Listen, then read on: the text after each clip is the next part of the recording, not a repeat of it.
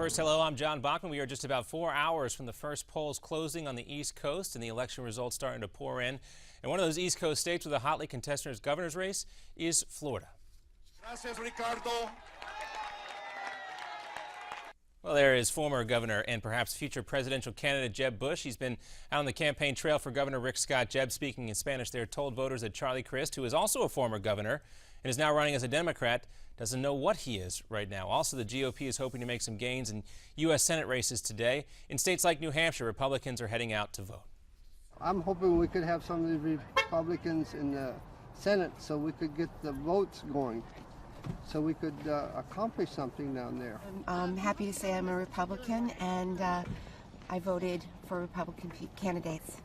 In New Hampshire, Senator Jeanine Shaheen is trying to hold off Republican Scott Brown, apparently exchanging letters, though. This is a new cloud hanging over the Shaheen campaign with the IRS about those targeting groups, or targeting conservative groups. According to new documents obtained by the Daily Caller, Shaheen contacted the IRS 2 years ago about the political activity of nonprofit organizations. A top IRS official responded saying that they were looking at new regulations for those groups. Greg Orman, the independent candidate in Kansas, running in that Senate race there, casting his ballot today. He's challenging Republican Pat Roberts, a three-term incumbent. Orman hasn't said which side he'd caucus with if he wins, but the Senate remains divided, and he does win. It could determine which party gets control of the upper house. Vice President Joe Biden thinks he knows who Orman will side with.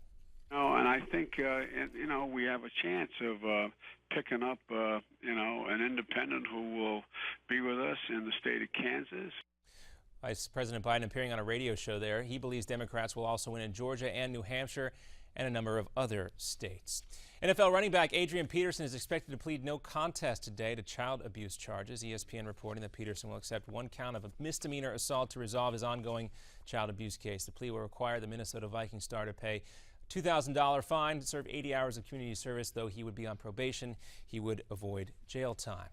And you may want to hold on to something when you watch these two people paragliding over Turkey last week. Yes, that is a parachute tearing in half when the lines got tangled up. Two of the people involved here in the tandem jump, one of them was able to deploy a backup chute and then safely land in the sea that was down there below them. So a close call for them over the skies. We'll keep our eyes on those polling data, the exit polls coming up from some of these races. Again, 4 hours until some of those first polls close on the East Coast. And of course, you can stay with us throughout the night here. We'll be with Newsmax TV and Newsmax.com. Special live coverage coming up starting at 7 o'clock. It'll be hosted by Steve Malzberg. And of course, I'll be back with J.D. Hayworth and Ed Berliner for more coming up later throughout the night. We'll now send it back to Steve Malzberg live from New York.